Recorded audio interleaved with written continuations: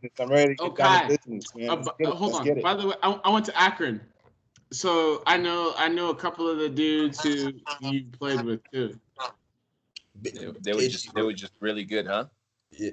They were some dogs. Like I would watch them practice for hours. Like Steve after our practice, Zakawani, Nagby, Teal Bunbury, all those guys. Yeah, Jesus, man. Like I would watch those. I would literally watch those. Those guys would practice until 12 o'clock at night. KG, hours. guys, you know we're recording, right? Yeah, that's good. All right. All right, so let's officially kick it off.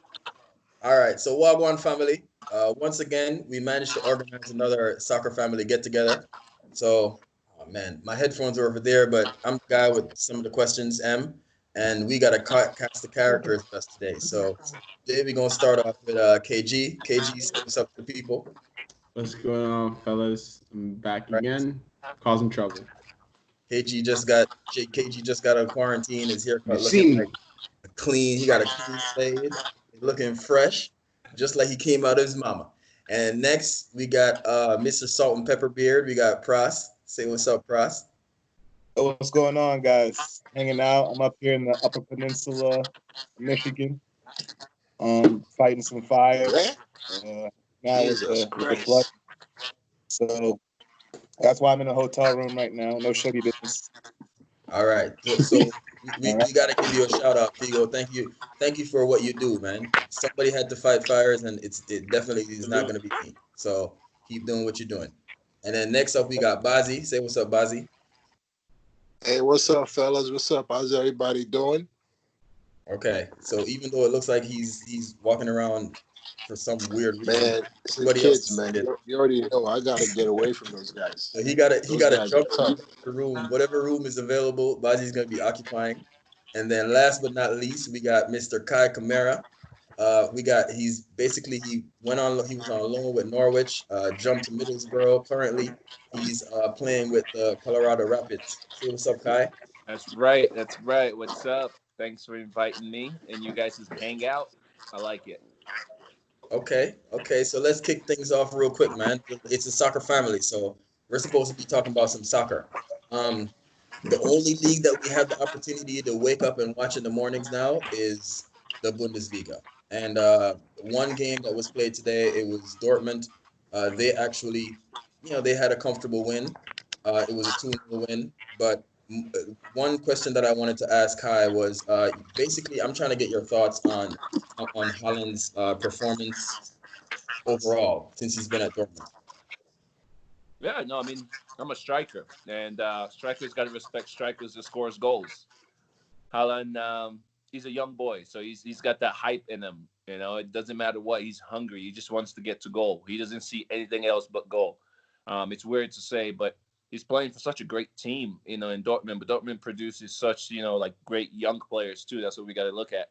And I don't really see him playing team football at the moment.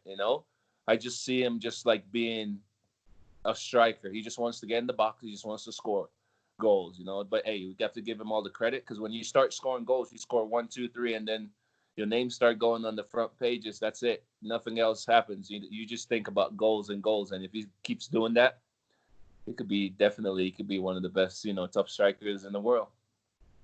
KG, I know that you like Haaland, but I know that you're not the biggest fan. What are your thoughts on the type of goals that Haaland has actually scored? Because I know he's had a couple of spectacular runs, but then there are also those scenarios where it's simple tap-in runs, and I feel like the vibe that I'm getting from KG, which is normally strange, he always have a difference of opinion, is that Haaland is not one of those, I don't want to say great players. He's not on track to being one of those great. He's shaking his head already. I'll just stop asking. Okay. Go ahead, KG. Wait, you're muted. You're muted, KG. You're muted. That's because what he's trying to say is not important. Everyone's muted. Yeah, I had to mute everybody. So KG, you're still muted. So I gotta. I just unmuted my microphone. Is that better? You gotta unmute before you talk. I don't think Haaland is a bad player. I have no criticisms of Haaland, I think Håland is in a situation. He's been in two situations where you see the goals that he scores. It's not a knock on him, but he also is a scorer of great goals, right? Like you go back and you watch the who was it? Who was it? The last against PSG, the last goal that he scored against PSG, when he just like from 25 yards out banged it in the top of the net. There's 10 players in the world that can do that. You know what I mean? So you can't deny his abilities, but you also have to take into account like the players that he's playing around, the leagues that he's playing in. You know, in the Bundesliga, yes, like at Dortmund, those guys thrash people all of the time, right? And you can look back at you can go back down their list of strikers. Even last season, what was the little there was a little guy, you know what I'm talking about. He scored like 20 something goals. And like Kai, you know what I'm talking about too. For Dortmund, he scored like 20 something goals, and it was like he was scoring at a clip that was like unheard of. It was right before they bought Håland. It was a little Spanish guy, and I think that Dortmund has like a unique situation where they have so many creative players, so many young creative players, that anybody who's ever played as the number 9 at Dortmund has scored goals. I like everyone who's played at the number 9 at Dortmund has scored goals. Everyone. Is it right to say that? Is it right to say that what KG is doing right now is underrating the Bundesliga? He always talks down on the Bundesliga. I think he's one that mentioned that even though Manchester United is 5th and Wolves are 6th, even though he didn't want to mention that Chelsea was 4th, which is literally right above 5th, he was saying that Manchester United would get 6th. Wolves would get handed like. Do you think that Bundesliga? Do you agree with KG's point of the Bundesliga actually being as bad as he says? So, Bazi, you're muted. Not bad. I didn't say the Bundesliga was bad. That's not what those were. You said that Bayern Munich is overrated. You said, which means everybody else is overrated. So what was that? What was the conversation we had today, Em? Well, KG, I'll come back to you. I need to hear Bazi's thoughts on this. Well, to be honest, I would agree with him because yesterday I was having the same conversation that the level of play has dropped a little bit in Germany, and then remember Mikas was saying something about because of the money, so much money not coming into the league, so much money going into the English league, and that's why teams are suffering. Because we watched a team like Schalke, and they played Dortmund last week, and it was like day and night. And back in the day, Schalke used to be in the Champions League. So definitely like the middle teams from like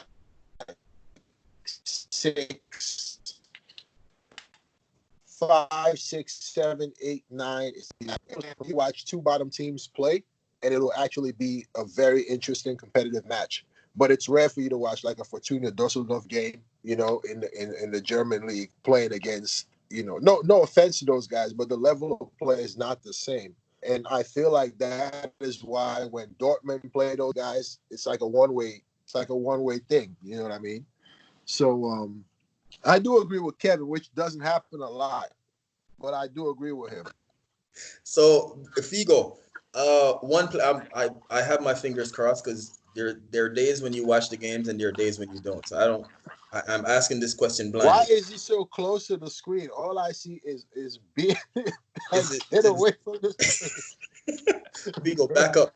Ryan, you gotta back up. All right, but yeah. Ryan, hopefully you watch the game. But you're muted, Ryan. But hopefully you watch the game. Felix Klaus, he actually got a red card, and it was a highly debatable red card. What are your thoughts on this red card situation? You're muted.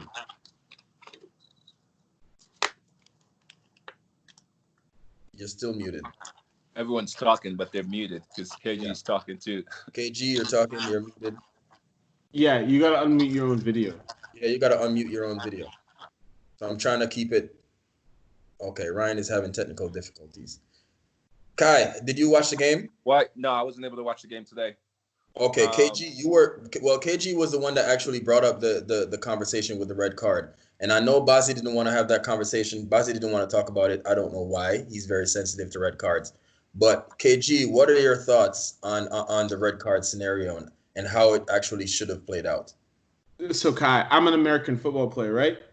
To begin with, so physicality is not something that I generally shy away from, right?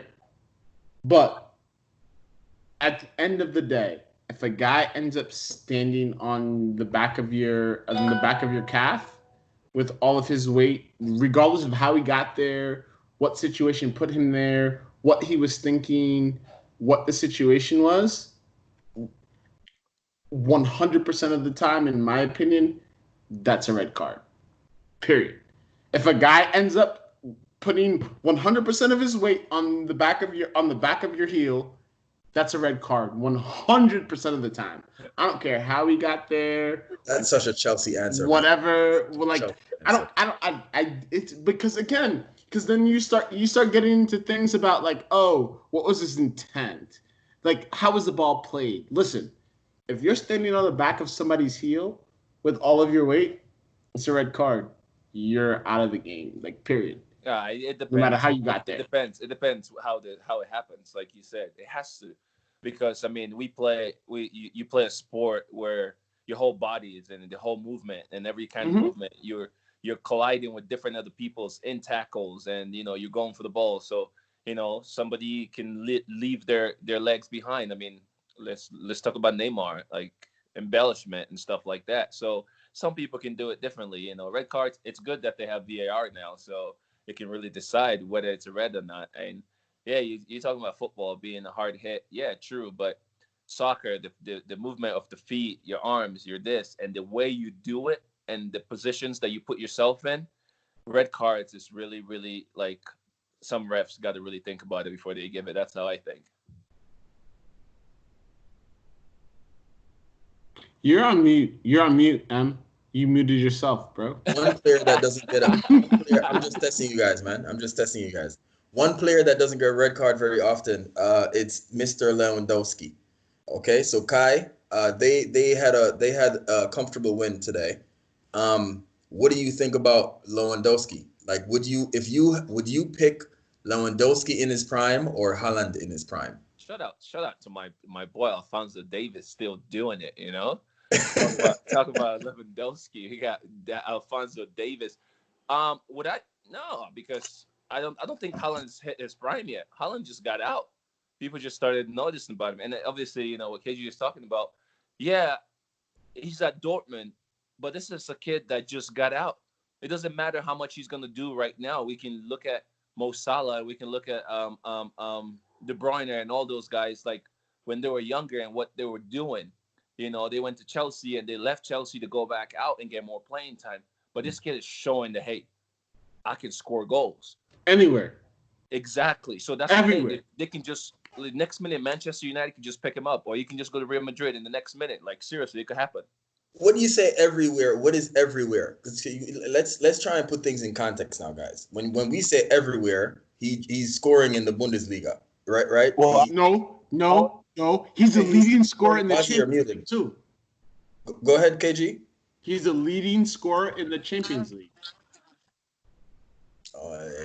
The first time I noticed the guy in the you didn't know that World Cup, the guy scored like 9 goals in one game. That's like the guy's not right. Go look at him. I mean? He's the leading scorer in the Champions League. So like, there's no like what competition do you want him to score in? But strikers hit that luck. Strikers hit that luck, man. But you can see that he has the ability. But strikers, we hit that luck where if it happens, dude, everything you touch is gonna go in. That's just it gets that way. But like you said, the way Dortmund plays, and no disrespect to the Bundesliga. Like when you're saying about Bundesliga, I've been out there. I've trained out there. Bundesliga is really, really difficult. It's one of the top leagues, and for younger players, really, that's the best place to go to grow.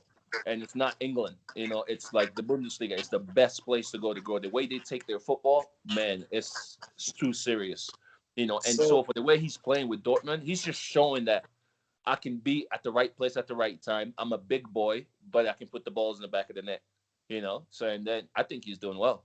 And for a striker, that's really all that matters. But so Kai, you touch on the point that you've actually been around Bundesliga. Bazzi might have been there. I know Bazzi was at, where was Bazzi again, Ryan? What was he at, Aston Villa? I don't remember where he was. Aston Villa in the Bundesliga.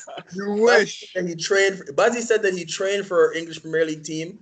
I don't remember which one it was, but for somebody that actually was in the Bundesliga, how do you think they've been handling the whole bringing the league back? Like, how do you think they're handling the whole situation? Yeah, I'm probably at the same position as Bazzi if he says he's trained, because that's what I did too. I was there for I think 3 weeks on a trial. They were offering me a contract, but I decided to leave.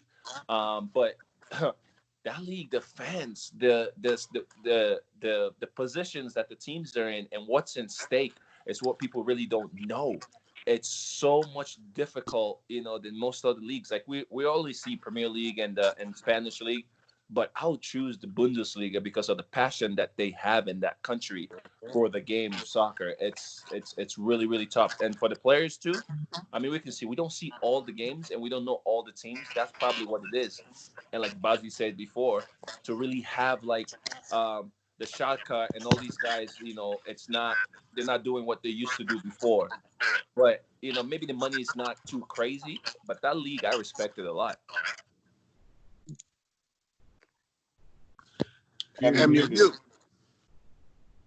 Bazzi, quick question for you. You're the second person that has, well, out of everybody in the panel, we could say that you're second in terms of international exposure. What are the positives and negatives that you take away from the start of, like, the way how the German league has been starting? And Kai, it looks like you have some special guests coming in. That's a top player right there. The future. I told you the guy can only give us 5. We're in quarantine. These are unusual times. So yeah, Bazzi, what do you think the positives and negatives that you would take away from how the German league has actually been operating so far? Well, so far, I mean, I think if you guys remember the last few podcasts when I said, they had a book of how they were going to just reach on everything from the game days to practices, and they were on top of everything. If you see how those guys are sitting, they're on top of everything. You know what I mean? In regards That is silly. I disagree with you. That quarantine, you don't think so? On how players are sitting, I've been talking about it. That is so silly. We're training together. We go to training every day, and then you're playing on the field. Everybody's pushing each other. Next minute when you come off, they give you a mask and they say, you go sit over there and you go sit over there. It doesn't make sense. So now we find out how that shit really works. Right. So, yeah, there's a player. That's not how you're going to get the COVID, though. That's not how you're going to get the virus. You got to understand how it works. What I'm saying is, in the instant, when those guys are sitting, they're not sitting together. They're always separate. They're always doing their own thing. But and the fact that the point that Kai's making is during the week, these are the same guys that you're bumping, you're dapping up with. These are the guys that you're sitting 2 feet away from. So you're sitting away from them and in the situation that is on because it's broadcast to the entire world. It's the rest of the week. These guys are living their normal lives, and you can tell just by the way that they walk. You can tell just by the way that they walk out on the pitch. These guys are like, "Yo, this shit is stupid." Because none of them are gonna die from this shit. Let's be honest. Not a single footballer is gonna die from COVID. Hey, we have to be modest, man. We have to be modest.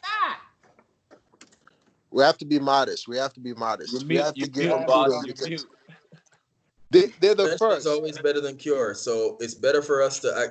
I guess that's the standpoint that the Premier League is coming from. It would be a PR nightmare if they have players going out there and getting COVID. You know what I mean? I honestly think this is literally all it is, because the players themselves are at very, very low risk to essentially no risk, right? Because those guys are going to get COVID. They may have the flu for a week or two, but in reality, how many of these players are going to die? But we hope no one. Yeah, let's try to keep it. Eagle, Ryan, so Ryan, Yes, sir. Serge Aurier from Tottenham. Apparently, he got a haircut, and that was the big news that was coming out of Tottenham's camp this week. So, what is the best way that the Premier League can actually, because hopefully they're going to be next in line. What is the best thing that the Premier League can actually do to control the project restart? In my opinion, I think the Premier League is doing the right thing. They have not yet restarted. They're testing all their players, all the staff. They're reporting how many positive tests they've had. They're training. They're back to training. So I don't think they're definitely not rushing it. You know, players have been vocal. One of which is Troy Deeney. He came out and said, you know, he doesn't feel comfortable going back to training. He fears for his family. So I think that the Premier League, I don't Ryan, you have to add context to a situation though. He has a newborn that has like I guess some type of lung issue. It's like it's a breathing. Yeah, like are you predisposed to like? So he's saying like he gets it, and he's not gonna. And again, if you go back, if you read the broad statements that go ahead. We all have family members who are at risk. You and I have family member with diabetes, a close family member who's diabetic, right? So all of us have family members who are at risk. Him, you said a young child. But you know, so I think that they are not. The Premier League is not rushing to start, but I also like that they did not rush and do what France did and cancel the league. Okay, so go ahead, KG. You can go ahead and touch on that. Oh no! So what I was saying is like in the league itself, like I agree with your standpoint. Also, is that I think a lot of leagues rush to judgment, right? We're not really sure about the disease. We're not really sure where we are. So for me, it's like, all right, like what's the rush? The leagues that have rushed to decisions, in my opinion, have already shown that they're wrong. The leagues that have taken their time, the leagues that have made, decisions based on the current circumstances are generally the leagues and the teams that have like turned out on the backside positively PR wise. You know what I mean? From like a team standpoint. Because if you look at like, and I know I'm a Chelsea fan, but if you look at Chelsea, right? The best PR moves that everyone has, I mean, it's been a consensual agreement that they, out of all of the major clubs in Europe, they've probably handled it probably one of the best. And if you look at the statements they've made, if you look at the things that they've done, they've essentially waited until there was a decision to be made, and they've made a decision in the view of caution, right? And so everyone's like, "Oh, they're so perfect," but I mean, in reality, like a lot of the stuff that they've been putting out. Chelsea can't keep their players out of trouble right now, boss. So I don't know what they did PR wise we're talking about, but Chelsea players are under some fire right now. Hold on, let me get Bazzi in here real quick. I don't know how Chelsea. That's why I keep saying, don't get them started. We Bazzi, gotta move. Those guys are so. Kai gotta go. But again, that goes to the point. Those guys are so bored. He started. He was so bored in quarantine. He was trying to get youngins. What you mean? You do the same thing. No. Anyways, hold on, KG. Bazzi, what are you? I see you shaking your head. KG's making a statement. I see you shaking your head. What's that about? I'm not getting in with those guys. I'm moving on. I got a question for Kai. Kai, how are you guys? How are you guys coping with COVID? And what's the league status into returning to training and stuff? Look at this guy. You sound like a journalist, bro.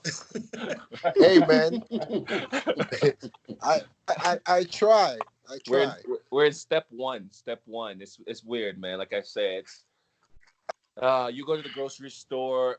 You go around in the street. You you kind of walk by people no matter what, you know. But now we're back on the soccer field, which is called stage 1, and only 4 guys can be on the whole field together. And this is like one guy in basically each corner, you know, of the corner flags, and they set like a little grid for you. They do little cones and this and that. You're so far away from each other. You're not passing balls to each other.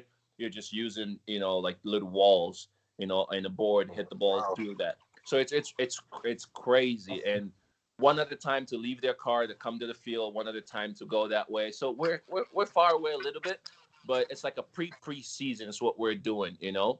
And we're just following. MLS is really just following what's been said in the medical form in the whole of the US, not just trying to follow like the other leagues. Like we do want to get back, obviously, but we really don't have a timetable. Kai, I have a question for you. So you being a striker, right? Mm-hmm. I mean, you always have to be sharp at all times. Right. How have you tried to maintain your sharpness, like through this period of time where like you're so down for long periods of time? Yeah, no, it's tough. It's tough, and obviously with myself being so experienced, it wouldn't take me long. You know, obviously I feel for maybe the younger players, younger strikers that needs touches on the ball. I've been to the parks a few times, but because we weren't able to go to the stadium, so went to the parks a few times. But the goals that they have there usually don't have a net because they're trying to keep people away from the parks. But really, it's just, you know, just getting your touches, watching a lot of tapes, a lot of videos. That's the best thing. And really, it's not really to worry about scoring goals. It's really to worry about your fitness, make sure you're not far off, even though we don't know when we're coming back.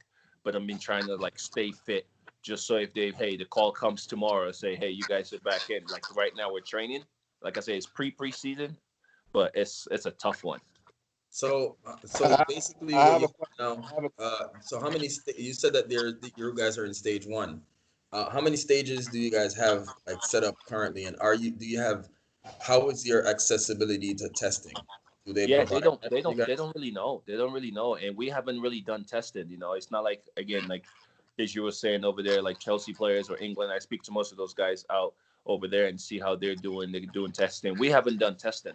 You know, we've been just home quarantine. That's why we're really not close to anyone. They're not even the coaches. Like we get on the field, the coach has a mask on the whole time he's trying to talk to us, and he's probably like 50 yards away from us, but he has to keep his mask on. So we don't really know how many stages we're gonna go, but we just know we're at stage 1 right now. Ryan's gonna say something. Ryan, Ryan got a question? Oh no, Ryan got a question. The topic of these unprecedented times. What do you think about? I'm going to jump over back to the Premier League specifically. What do you think about the players being asked in the Premier League to take pay cuts? We're in the same boat, you know. We're in the same boat in MLS. It's tough because for us, for players, you know, we sign contracts, you know. We sign contracts, and then people have to basically obey contracts. You know, we obey contracts by staying loyal to the contract because you can't just walk away because you still need it. So the thing about it is, you know, over there, it's a percentage thing because I played in England, and imagine getting where was it when I played? I think 46%, you know, of your salary being cut. That's basically what it is. So then in England, it's different. That's why the players is like, okay, we have 46% of our salaries being cut already by taxes. So we can't just then turn over and give you more percentages again. So they were trying to work something out, you know, with the tax board so that at least they get to select, you know, negotiate the percentages, and they get to select where the money goes to. You know, but like I said, we're also in the same boat to say, well, we are still to negotiate and try to see what, you know, because we don't know how many games we're going to play in the year. You know, we want to play many games, but then there's TV rights, there's all this, and there's a bunch of stuff that goes into it. So, KG, Troy Deeney, I think he's one of the players that are advocates for not returning back in an unsafe environment because of I didn't know what BAME, I didn't know what that was, but it's like black African, probably Mexican, like a whole bunch of different ethnicities that are more susceptible to getting the virus. KG, do you think players should still be paid if they decide not to return back to work? Mind you, Conte was even at practice for Chelsea the first day, and then the second day he kind of decided to kind of cut that off. So what do you think about players actually returning to I, work? I Should they think still be uh, getting paid? I don't think we should separate. I don't think we should separate athletes from regular employees. I think at the end of the day, like we're all in the same boat, essentially. So to me, like athletes are no different than my brother or you or Ali or Kai. If one of you said, "Listen, like I have kids, I have a parent, or my circumstances aren't don't allow me to feel comfortable in the situation." Like we as humans, how can we deny that? Because we know the people who are at risk, and beyond that, it's like, okay, well, what do you do? Like, how do we solve this situation? How do we fix it? Like, where do we go on? How do we get back to normal? Where And here? uh, I think for us players, yeah, for sure, we want 100% of our salaries and stuff like that. But when it comes down to it, yeah, if we're not gonna play the same amount of games, yeah, there's something we're gonna have to give up. But then it's the safety of your families. There's different people in different boat. Like Troy Deeney, we're talking about. Some guys are single. Some guys don't have a girlfriend. Some guys have 4 or 5 Yep. kids. Some just have one. And some kids, not everybody has a healthy family. So you really have to consider those things. But at the same time, not even the athletes, but people that's not athletes that just have regular jobs, who feel for them when people lose their jobs because of what's going on. More of like, say, people working in the restaurant industry at the moment. How much do you really feel for those people? You really do. But everybody has a different family situation. That's how we have to look at it. Yeah, that's true. and so Bazi, that's why I would never condemn anyone like N'Golo Kante. We don't know what his living situation is. As much as we would like to pretend that we know him and we watch him on a weekly basis. Like for all we know, like his mom could be living in his basement, right? And in reality, if she's at risk and the guy doesn't is like fuck you guys, like I'm not dealing with that. Right. Who am I to tell him?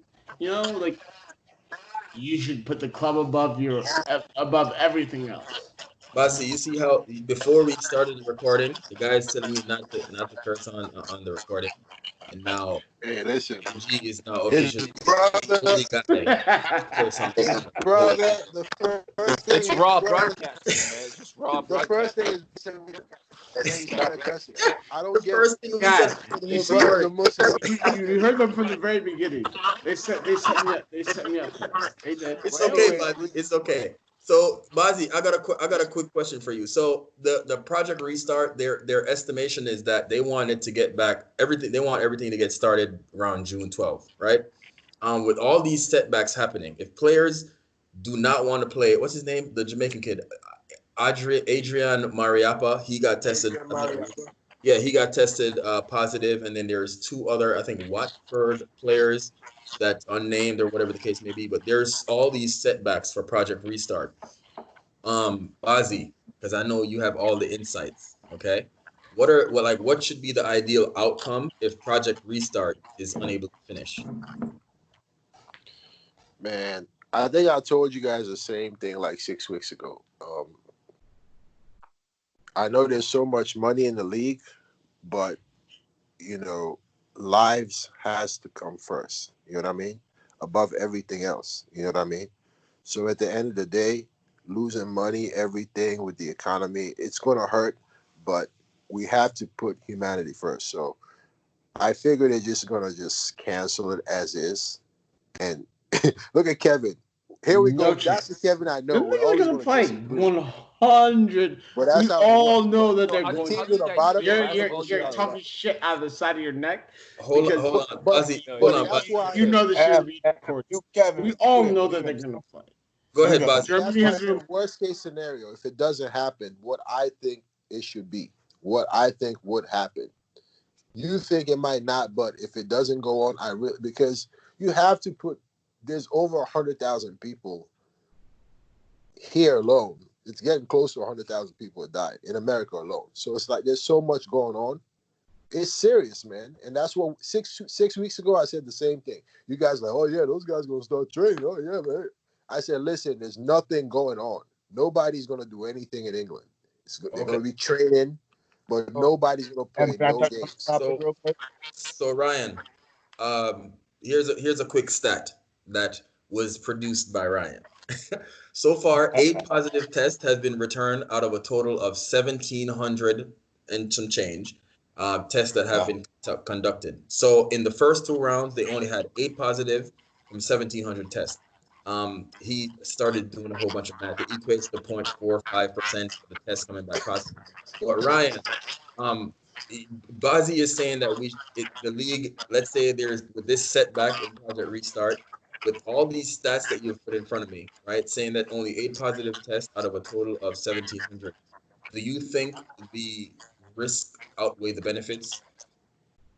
Actually, I think that so less than 1% of the players and staff, just to put this in context, less than 1% of the players and staff tested positive.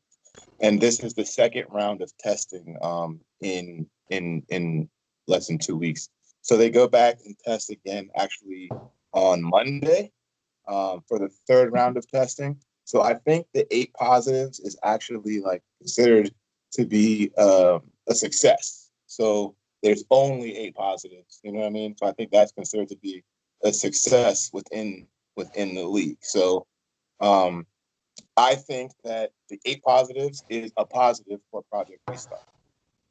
So Kai, you're coming from a guy that actually played for Norwich. Yeah.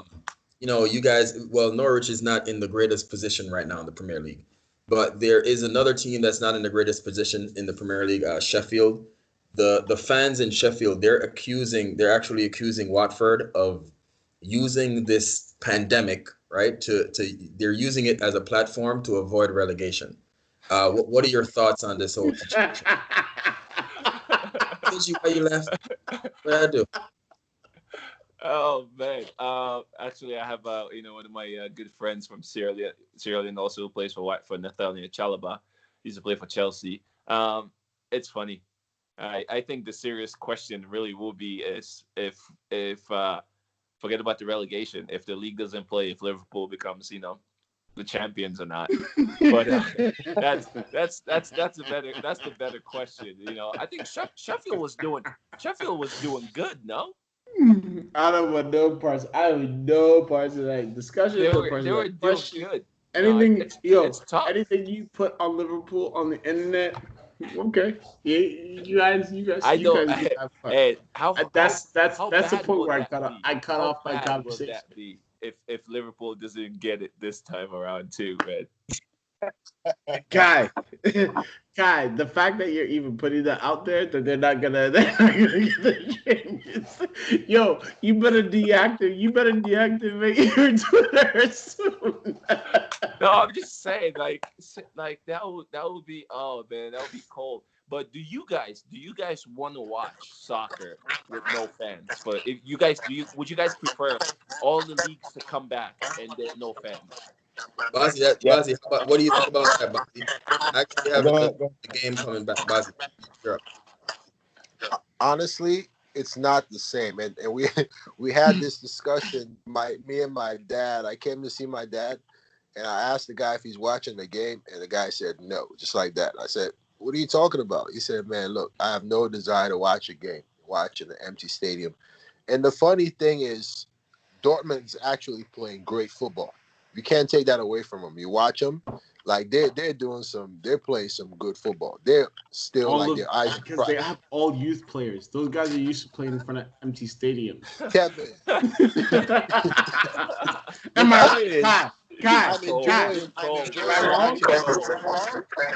am I wrong? Watching good football, but on the contrary to that, I think that the lower teams, something is off about them. You know what I mean? For one way or the other. Teams that feel like they're not playing for anything, something is off. You know what I mean? So the play has kind of overall went down a bit. So I don't know. I think everybody should just stay home and be safe until they actually know exactly what's going on. To be fair, man, and we and just watch YouTube. and it's just one of those things where you at some point we have to bring normal back, and normal is it's like a tap, you know what I mean? So like you can't just turn the tap all the way on. You have to at some point let it trickle in a little bit. So I think in terms of the entire, I guess in terms of FIFA, what they're trying to do is, as opposed to bringing back everything at once, they're trying to at least bring back the games so we can fall in love with this sport again. I had no idea that I could wake up in the morning just so I can see what I don't what Federborn and Hoffenheim are going to be like. I never cared about those guys, but all of a sudden, I now need to see what Freiburg and Bremen are going to be doing. You know, like it actually is bringing something different as opposed to watching highlight reels of Neymar and highlight reels of when Drogba was playing for Galatasaray against Lampard. Like I don't care about those games. I don't want to be a history teacher. You know what I mean? Like I want to live in the now. I want to be able to, if I miss this goal, I need to be upset. Like if I miss this goal that they scored in the Champions League, if I miss the one that, what's his name? I think it was Terry. He had a slip in the PK in Champions League. I'm like, okay, that happened a million years ago. So just the fact that they're bringing back the game, it started out weird at first because you would hear all the German players cursing each other. When the ball hit the back of the net, you could actually hear the net shake. Shout out to Papa for seeing the net shake. But you can always like you can hear the net shake, like you can hear players playing. It's weird, but come on, guys, we've been playing soccer our whole lives, so it's similar to when we were in Little League, and the only people that were out there was the 20 parents that came and dropped you off. It's I think that goes to the point that I was trying to make. I think there's going to be certain clubs and there's going to be certain teams and there's going to be certain players that are affected more than others. I think there's going to be teams who, for example, Liverpool. I think that the effect that they're going to have based on this COVID shit is I don't think it's going to change them. I don't think that the profile of player that Liverpool recruits is going to be affected by this COVID issue. You look at Real Madrid, you look at Barcelona, you look at Bayern Munich. Some of their players who are at the top of the game, who, to prove, but in reality, like, come on, man, you're one of the top 2-3%. You're making millions of dollars a week.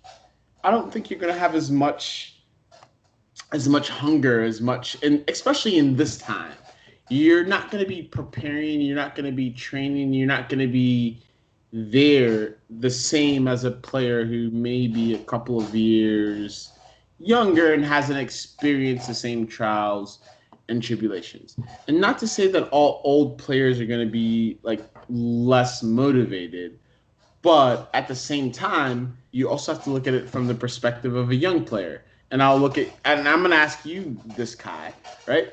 So right now, let's rewind 10 years, right? Where you are now versus where you were 10 years ago. You're presented with the same exact opportunity today. Uh-huh. What's going through your mind as a player? Yeah, that's what I'm saying. It's different for sure. Like we said before, it's who's single, who doesn't have a girlfriend, who doesn't have a family, who doesn't have, it's completely different. Like 10 years ago I was 25, and situation is completely different. I don't have no kids. I don't have no that. I'm carefree, partying so much, and I probably would have been the same as what's the Aston Villa captain, being caught in someone's house still at a house party when they say lockdown.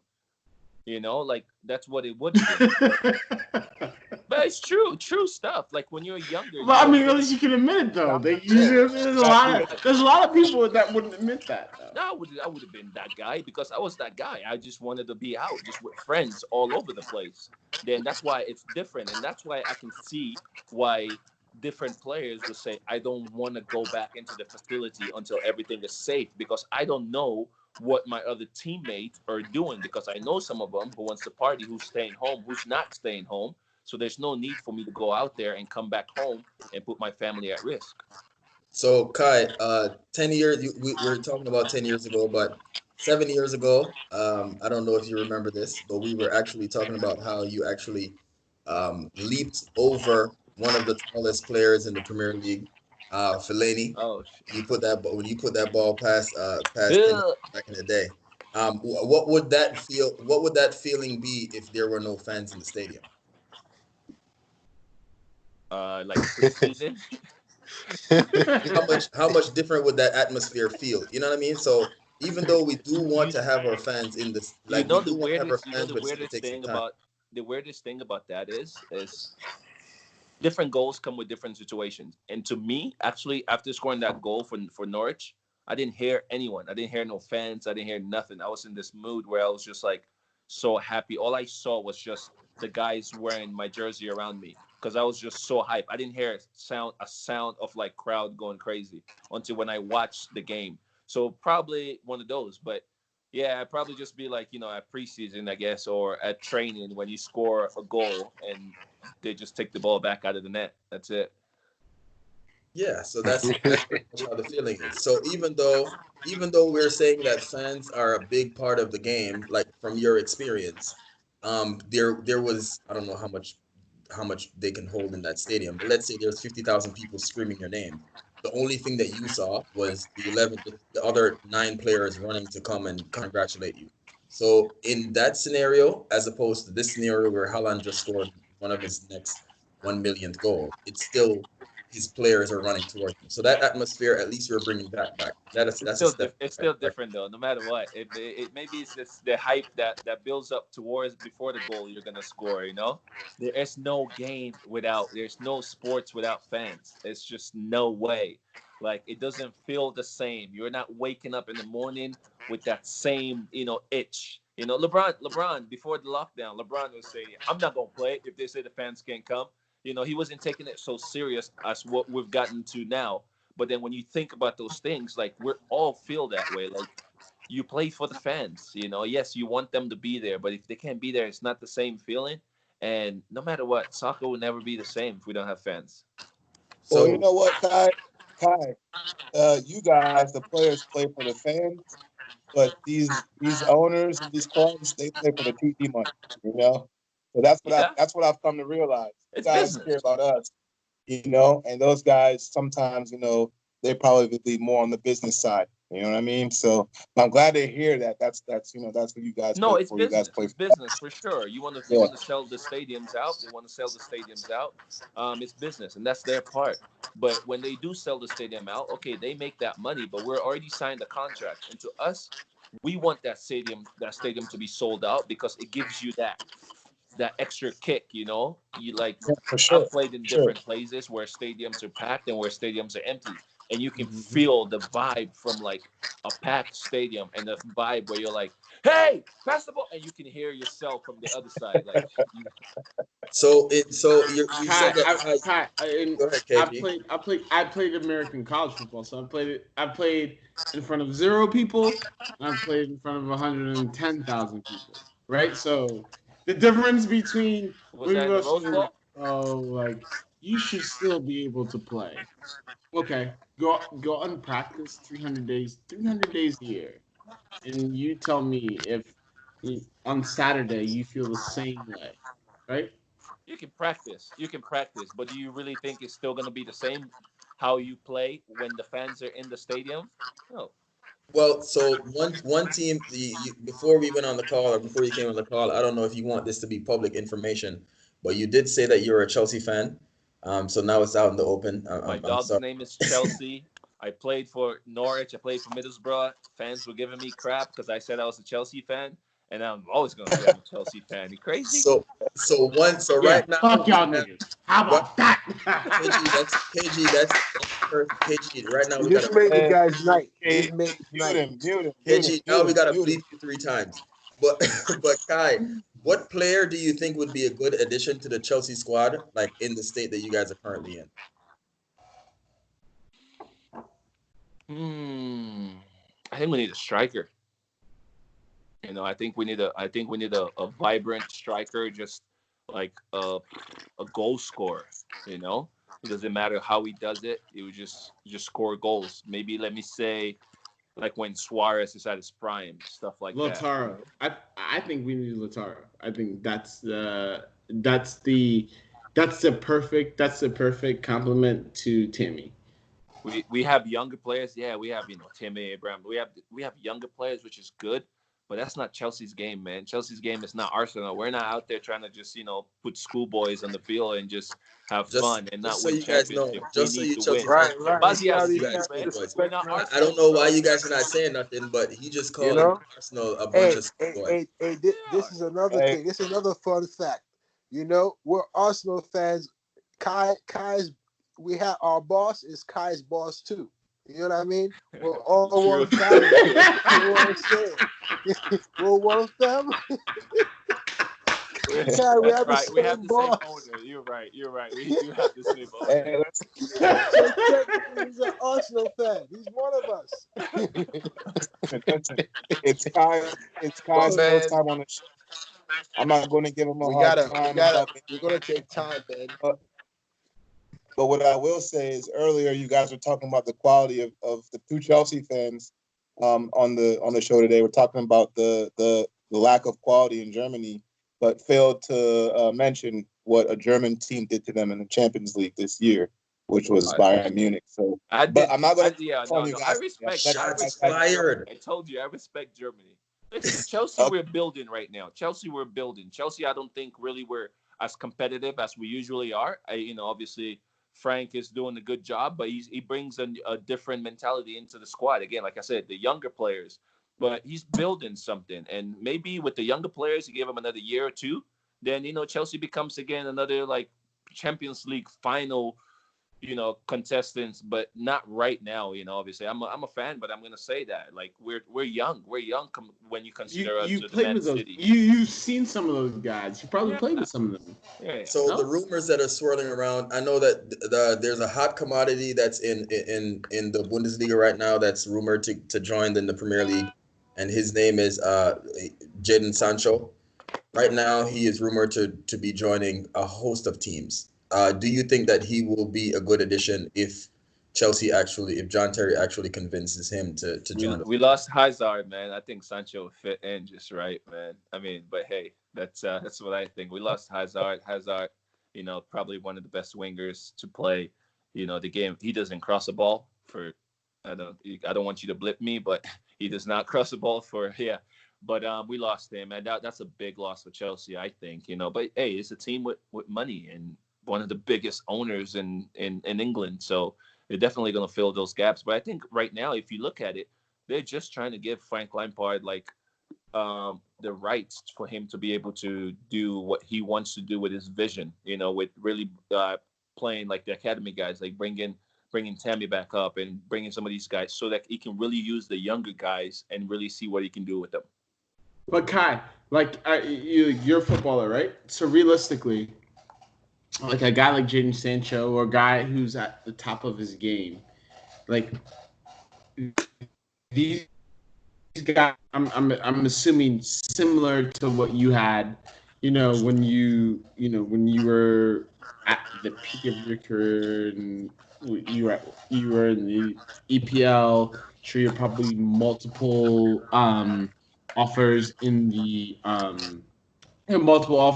MLS. So, what do you think is going to be the difference in a guy like Sancho going from a club like Chelsea to a club like, let's say, Manchester United, or even a club like Arsenal? Like when these young Nobody wants players to are go to Arsenal, making their KG. Don't be decisions, rude. what do you think are the determining factors? Because you've been there, like you've made that decision. Wait, you Like, say what do you you think say is going to for be the some most you important? say for someone like Sancho to go from Chelsea when he's not there yet? No, I don't know. I'm not speaking about any specific club in general. I'm speaking Uh-huh. about a young player who's making a decision because again, these are the big clubs. They're all going after the same talented young players. Sometimes it's not in your control, KG. Sometimes it's not. Sometimes like you're in places where maybe you do want to stay, but the amount of money that comes in the bid, sometimes the club does actually ask you to, make that move happen because financially it's good for the club too at the same time. Myself, I've moved around, what is it, 7 different teams in the MLS. Most of them was in my decision, but when the trade happens, when they say, hey, we're trading for this guy for, how much the money is, and the club says, you know what, we need that money, we're going to be able to buy 1, 2, 3 players, then they make it happen. Not every player that moves really wants to move. I mean, sometimes I've been in England, I've been doing transfer windows, the last day deadlines, I've moved through that, and he goes and you get phone calls and say, hey, we just got this offer for you. For us, as a club, we think it's a good offer, and then the player will start to think, okay, is it a good offer for me? What am I getting if I go over there? And sometimes players take those moves because, hey, it's a life-changing moves, and that's why it's obviously say the grass is not always green on the other side, which is true. But you take your risk at it, So I was looking on Google to see if I can find any relevant Arsenal questions, but soccer is going on right now, so you guys are kind of out of questions. So the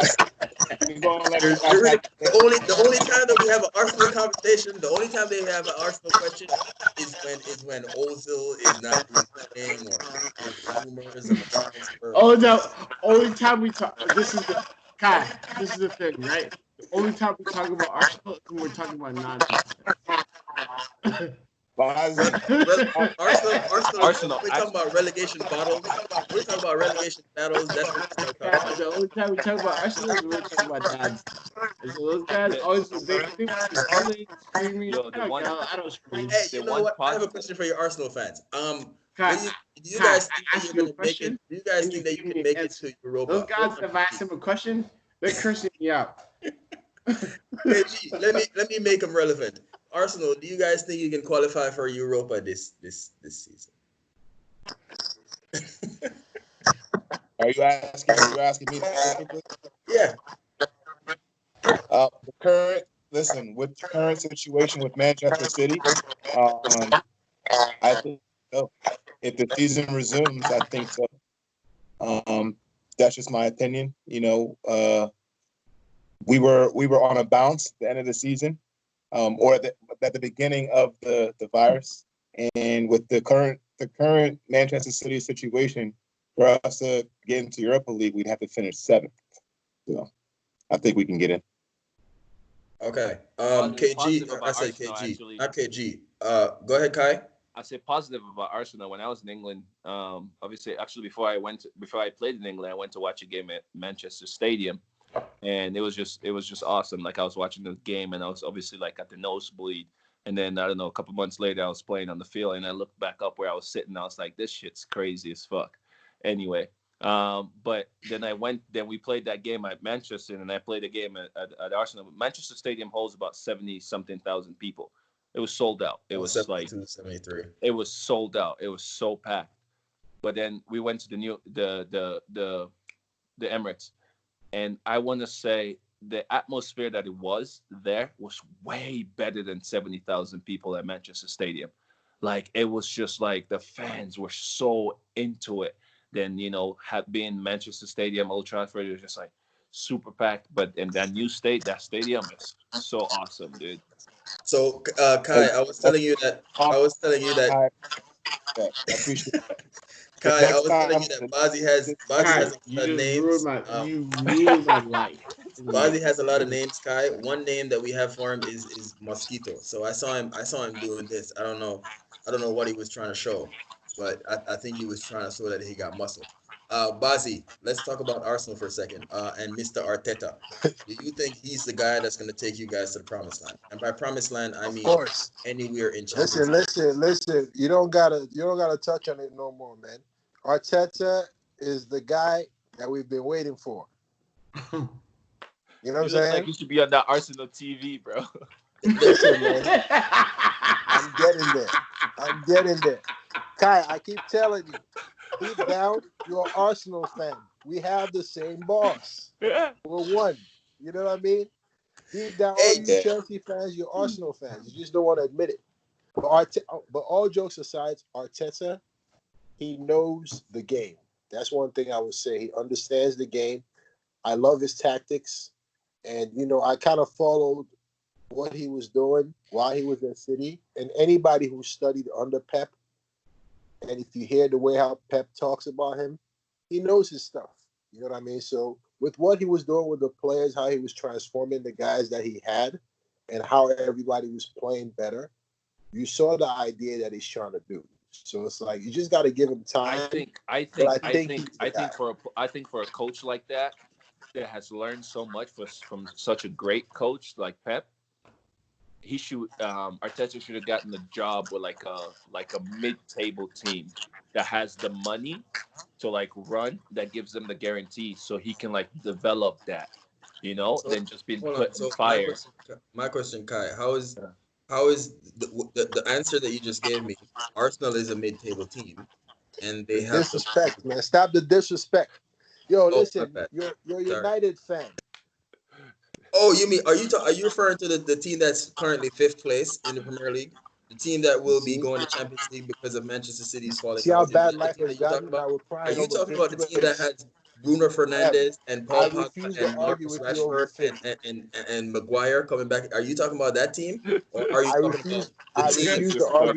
talking about the team that's in shambles with Adebayor thinking about going to wherever else, and then Lacazette smoking balloons? Is that the team that we're comparing? Hey, I'm not arguing over 5th. That's all I'm saying. You can take 5. I'm not arguing over 5th. It wasn't that long ago that Manchester United was the mid-table team. All right. I don't recall. Let's not act like you. I don't recall. You guys are. I don't recall. Okay. So. All right, guys. Let's wrap up the show. We're at the end of the hour. Okay. Yeah. So with that said, guys, our family time, it has come to an end. So thank you, Kai, for joining us. You gave us a different perspective. Thank you very much. Thank you, Ryan. Thank you so much, bro. For showing up. Thank you, Bazi. Thank you, KG. We also got to give a shout out to Aiden Peresta. He's been believing in us since day one. He's still got the friend status on our podcast. So let us. I'm the guy with the. Well, I'm not. I don't have any headphones right now, but I'm M. Thank you guys for listening. Please leave your thoughts, suggestions. Kai, thank you for coming on. Listen, thank you guys, man. Thank you, Kai, my Arsenal brother. Chelsea baby, go Blues. Yes, let's go. So leave your any thoughts, suggestions, feedback, or corrections that you guys have. Just drop it in the comment section below. We actually have a website now, so you can hit us up. You can find us all our social media is on www.thesoccerfam.com. So jump on there. You can find all our content, and then I think that's it, man. Hope to see you guys at the next family reunion. Look more. Good seeing you guys. You guys have a great night. I was a heavy